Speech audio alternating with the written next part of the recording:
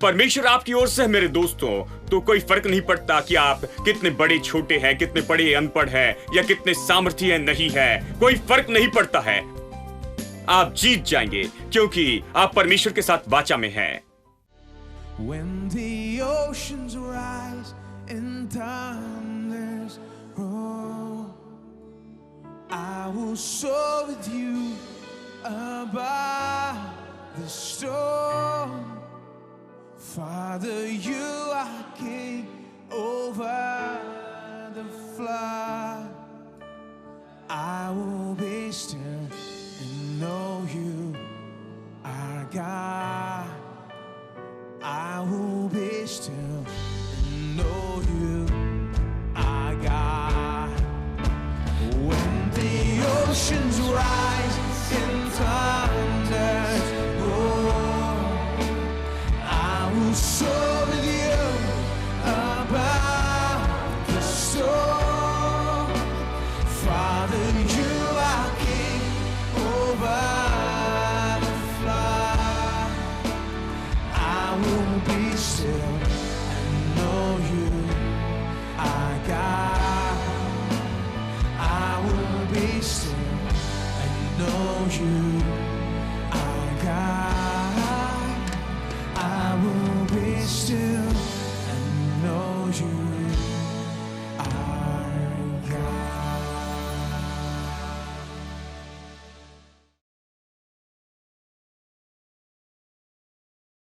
अब मेरे साथ निकाले पहला कुरिन्थियों अध्याय 10, क्योंकि पिछले हफ्ते हम यहीं पर थे और कुछ बातें हम देख रहे थे। मैं उसे आगे देखना चाहता हूं। पहला कुरिन्थियों अध्याय 10। और आपको याद है पौलुस मसीह जीवन के बारे में बोलना शुरू करता है और उसकी तुलना जंगल में इजरायली लोगों के अनुभव के साथ करता है।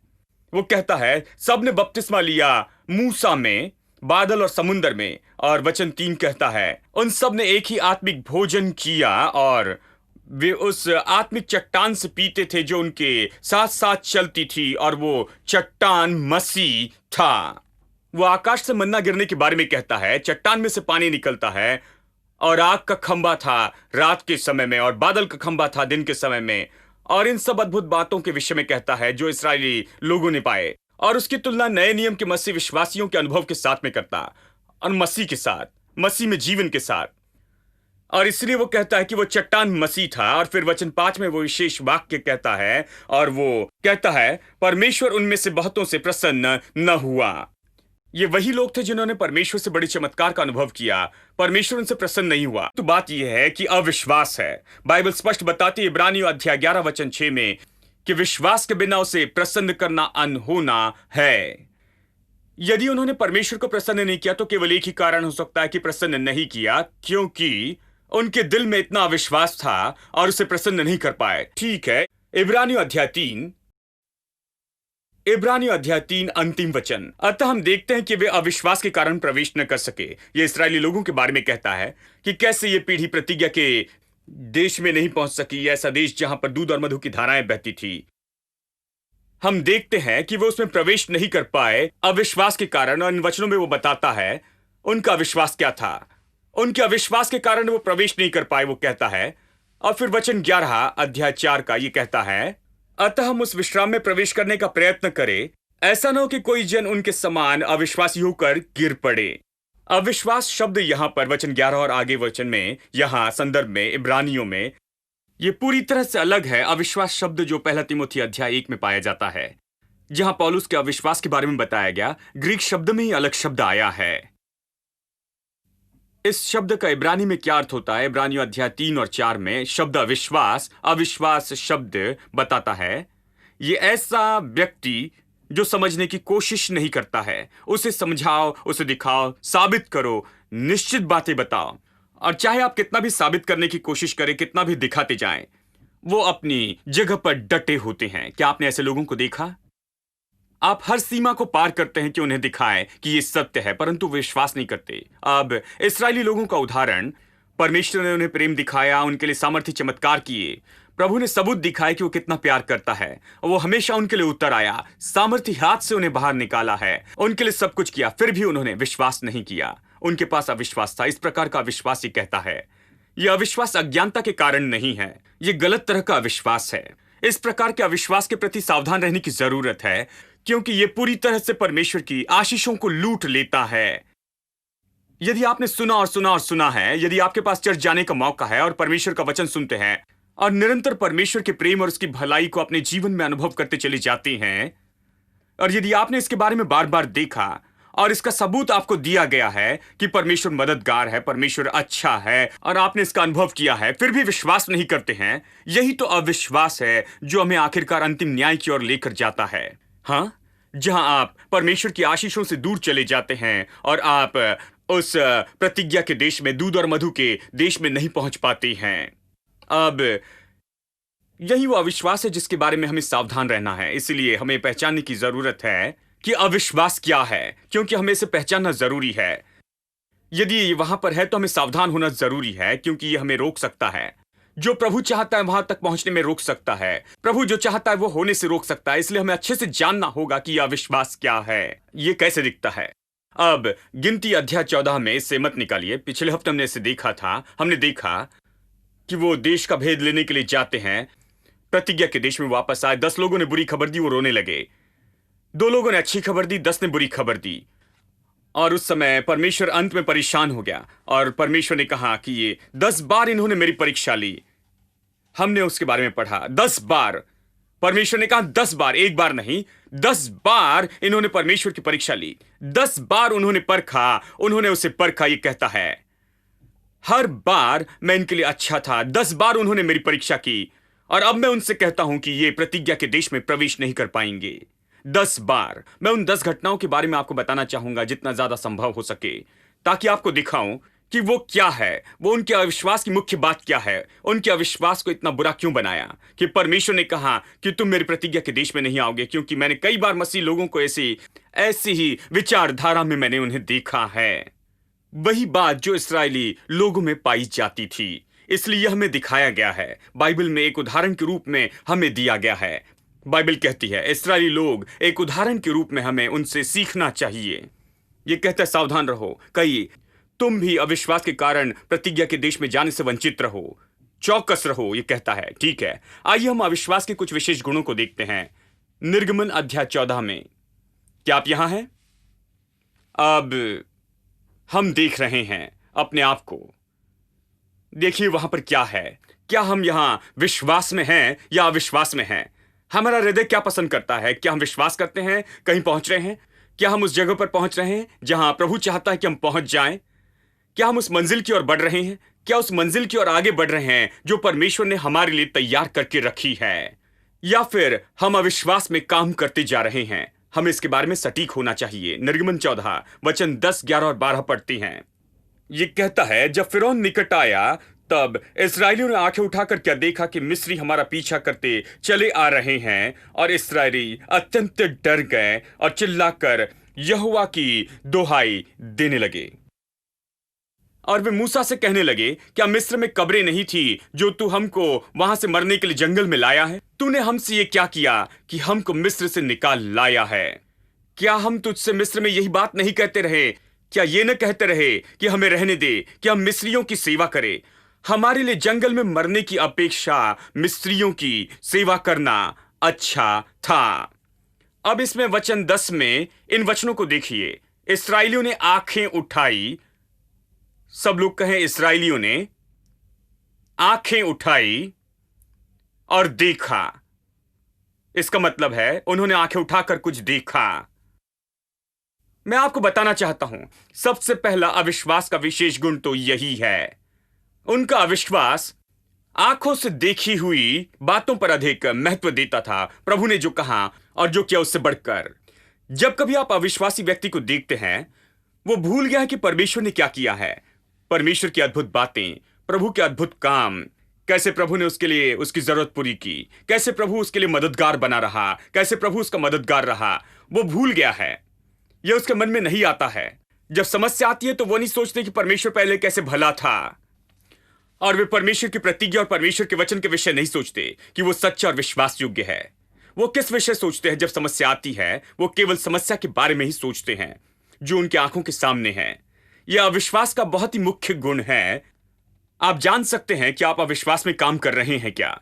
आप क्या देखते हैं जब समस्या का सामना करते हैं? आप क्या देखते हैं जैसे आप समस्या का सामना करते हैं? आपके दिमाग में क्या विचार आते हैं? क्या आपका दिमाग कहता है अच्छा है, परमेश्वर की स्तुति हो, परमेश्वर अब तक मेरे साथ रहा और इस समय भी वो मुझे नीचे नहीं गिरने देगा? 1000 बार मैंने इस समस्या का सामना किया है और एक और बार इसका सामना कर रहा हूं। परमेश्वर मेरे साथ 1000 बार रहा, वो मेरे साथ 1000 बार रहा और एक और बार परमेश्वर मेरे साथ में रहेगा और मैं इस पर विजयी हो जाऊंगा। क्या आप ऐसे सोचते हैं? क्या आप परमेश्वर की भलाई को सोचते हैं भूतकाल में और आपके जीवन में परमेश्वर के सामर्थ्य कामों के बारे में, प्रभु की विश्वास योग्यता? क्या आप परमेश्वर की प्रतिज्ञा सोचते हैं? तो यह अद्भुत है। यदि आपकी यह प्रतिक्रिया है कि परमेश्वर विश्वास योग्य है, वो मुझे नीचे नहीं गिरने देगा, अभी वो विश्वास योग्य रहेगा, मैं भयभीत नहीं रहूंगा, तो मैं आपको बताऊं, आपका दिल विश्वास का दिल है। परंतु आप समस्या को देखते हैं, समस्या के बारे में विलाप करते रहते हैं और समस्या पर ही ध्यान केंद्रित करते हैं और अपनी समस्या को बहुत बड़ी बात बनाते हैं। तो आपके सामने आपकी समस्या होती है और आप भूल जाते हैं कि परमेश्वर ने क्या किया और परमेश्वर ने क्या कहा है। तब आपका दिल अविश्वास में काम करता है मेरे दोस्तों, और आप असफलता की ओर आगे बढ़ते जाते। यही तो हो रहा है। उन्होंने अपनी आंखें उठाकर देखा। इस समय उनकी जो सही प्रतिक्रिया वो क्या होनी चाहिए थी? जरा इसके बारे में सोचिए, क्योंकि बाइबल में बहुत सी कल्पना की जरूरत है, क्योंकि ये बात बहुत पहले हुई थी। कई बार हम इसे पुरानी कहानी के समान पढ़ते हैं। अपने आप को उस जगह पर रखना चाहिए। कल्पना कीजिए कि हम वहां पर थे, उन लोगों में, इस्राएली लोगों में। हम उस समूह में हैं, ठीक है? कैसे परमेश्वर ने हमें बाहर निकाला, उसने सामर्थ्य चमत्कार किए, उसने मरी भेजी, मूसा ने नदी पर मारा और वो नदी लहू बन गई और हमने इसे देखा। हम वहीं पर थे, हमने इसे देखा, अपनी आंखों से देखा। वो परमेश्वर का जन परमेश्वर के नाम में नदी को मारता है और सारी नदी को मारता है और मिस्र की सारी नदियां लहू बन जाती है, सारी नदियां लहू बनती। हां, वो धूल पर मारता है और सारी टिड्डियां बन जाती हैं। हां, ऐसे ही। और केवल एक आज्ञा से ही संपूर्ण देश को वो अंधकार में बदलता है। और फिर एक बार परमेश्वर ने कहा, मैं तेरे लोगों में और मेरे लोगों में फर्क दिखाना चाहता हूं, ताकि तू देखे, ताकि तुम्हारे देश के सारे पशु मर जाएंगे। जो पशु इस्राएली लोगों के हैं वे नहीं मरेंगे, जो पशु मिस्रियों के वो मरेंगे। और आप खुद अपनी आंखों से इसे देखते हैं कि आप एक तरफ खड़े हैं और आपके घर में आपके गाय और बकरियां बिल्कुल अच्छे से रहते हैं और दूसरी ओर मिस्रियों के घर में सब मरते चले जाते हैं। आपने अपनी आंखों से देखा। फिरौन तो असल में पूरी तरह कांप जाता है परमेश्वर द्वारा। जितना ज्यादा फिरौन ने अपने दिल को कठोर किया, उतना ही ज्यादा परमेश्वर चमत्कार और आश्चर्य कर्म के चिन्ह दिखाते जाता है और एक के बाद एक चिन्ह दिखाते जाता, और अपनी आंखों से आप इसे देखते हैं। और अंत में फिरौन हिम्मत हारता है, क्योंकि उसने जान लिया, जानते हैं, चाहे वो कुछ भी कर ले वो इन्हें रोक नहीं सकता, क्योंकि परमेश्वर जीवित प्रभु है और वो इससे लड़ नहीं सकता। अंत में उसने कहा कि ठीक है, इन्हें जाने दो। अंतिम बात यही थी। वहां पहले उठे मर गए।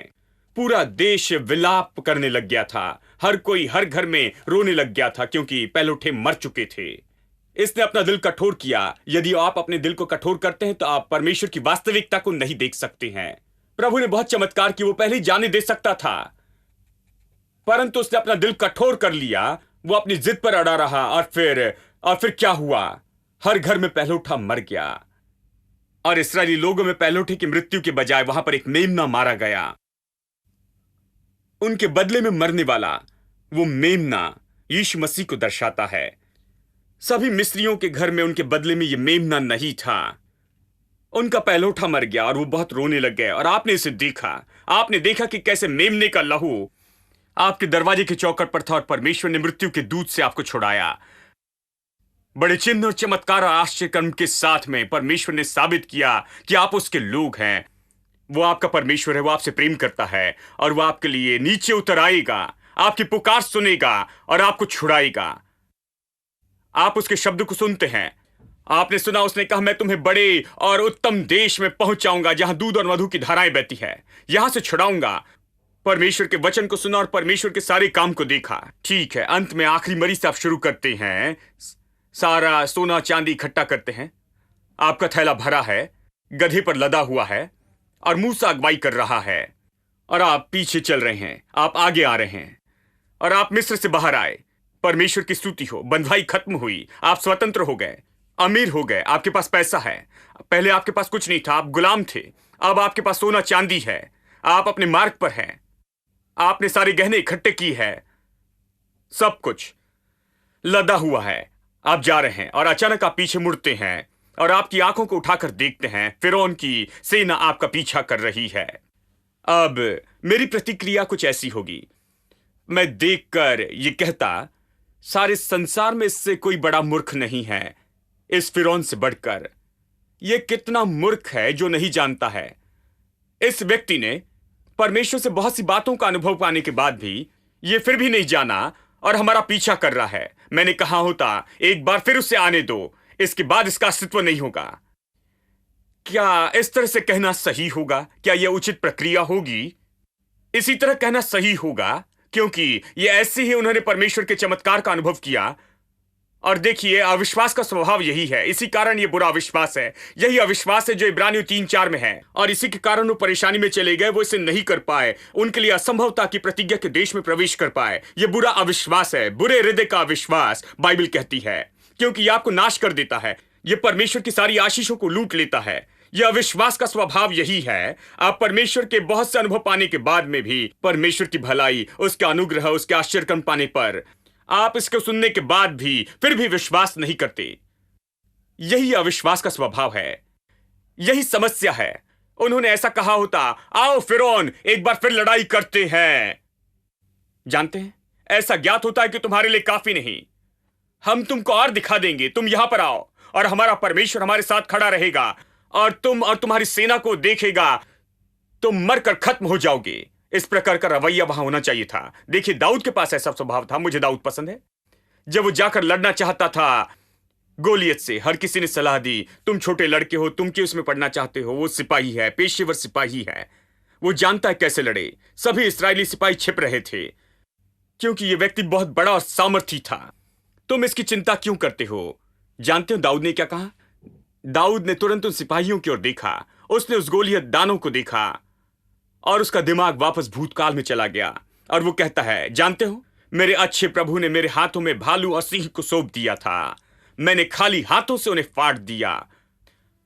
और ये व्यक्ति, ये खतना रहित पलिश्ती, भालू और सिंह से अधिक नहीं है।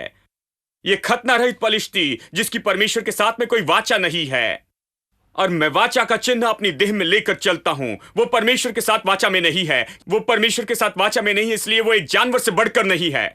वो केवल शरीर है और मैं इससे पीछा छुड़ाऊंगा। वो भालू और सिंह के समान है और कुछ नहीं है। मैं परमेश्वर का जन हूं।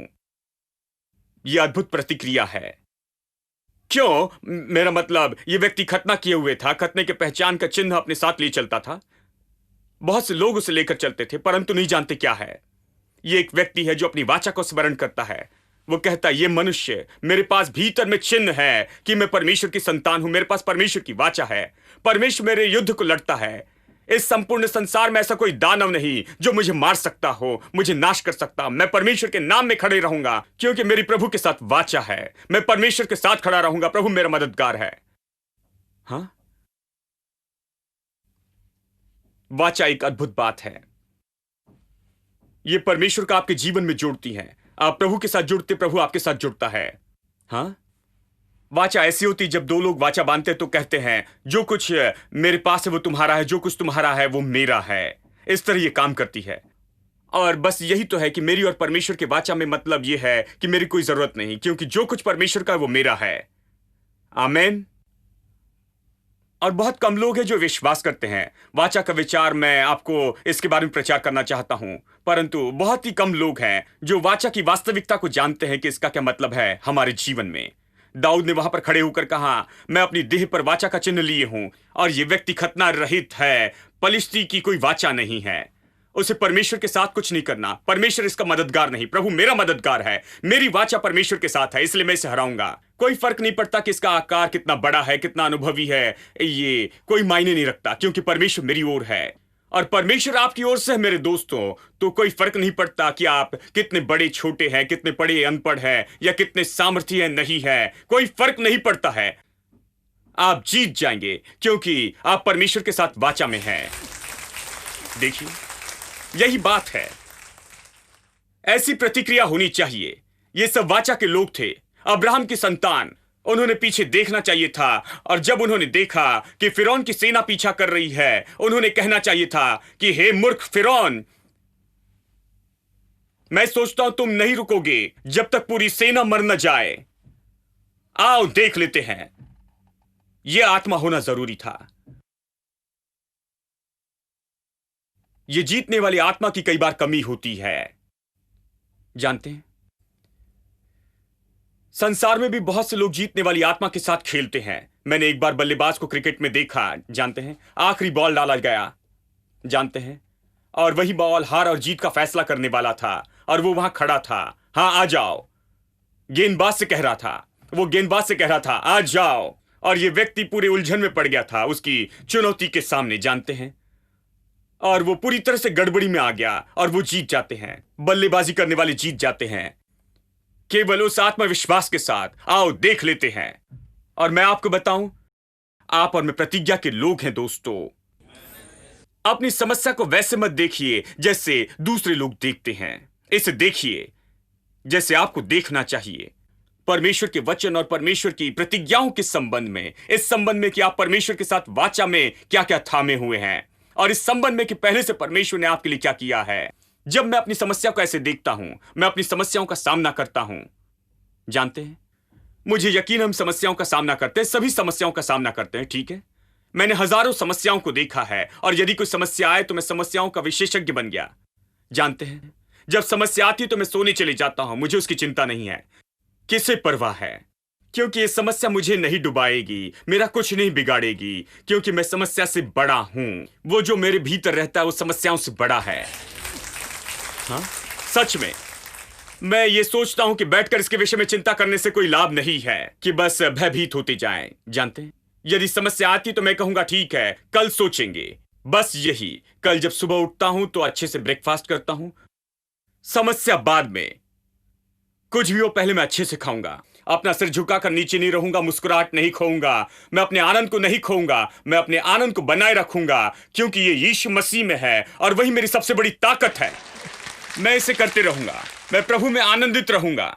मैं केवल प्रभु के नाम में उस समस्या के हल को देखते जा रहा हूं, क्योंकि जब मैं समस्या को देखता हूं, अब तुरंत ही मैं परमेश्वर की प्रतिज्ञा के विषय सोचता हूं। तुरंत सोचता हूं कि कैसे 1000 बार परमेश्वर ने मुझे विजय दी है। सच में हजारों बार। हर बार जब लोगों ने सोचा कि मैं हार जाऊंगा, मैं जीत गया, क्योंकि परमेश्वर ने मुझे 1000 बार विजय दी है। 1000 बार उसने मुझे विजय दी है, और 1001 बार भी देगा। इस तरह आपको समस्या को देखना है। In your presence, there is fullness of joy. At your right hand, there are pleasures evermore. You surround us with your favor, O Lord. The earth is full of your goodness. The earth is filled with your exceedingly abundantly, far above all we could ever ask or think. Exceedingly abundantly, you give us all things to enjoy. In your presence, there is fullness of joy. At your right hand, there are pleasures evermore. Surround us with your favor, O Lord. The earth is full of your goodness. The earth is filled in your presence. In your presence, there is fullness of joy. At your right hand, there are pleasures evermore. You surround us with your favor, O Lord. The earth is full is filled with your exceedingly abundantly, far above all we could ever ask or think. Exceedingly abundantly, you give us all things to enjoy. In your presence, there is fullness of joy. At your right hand, there pleasures evermore. You surround us with your favor, oh Lord. The earth is full of your goodness. The earth is filled with your exceedingly abundantly, far above all we could ever ask or think. Exceedingly, you give us all things to enjoy. In your presence there is fullness of joy. At your right hand there are pleasures evermore. You surround us with your favor, oh Lord. The earth is full of your goodness. The earth is filled exceedingly abundantly, far above all we could ever ask or think. Exceedingly abundantly, give us all things to enjoy. In your presence there is fullness of joy. At your right hand there are pleasures evermore. You surround us with your favor, oh Lord. The earth is full of your goodness. The earth is filled exceedingly abundantly, far above all we could ever ask or think. Exceedingly abundantly, you give us all things to enjoy. In your presence there is fullness of joy. At your right hand there are pleasures evermore. You surround us with your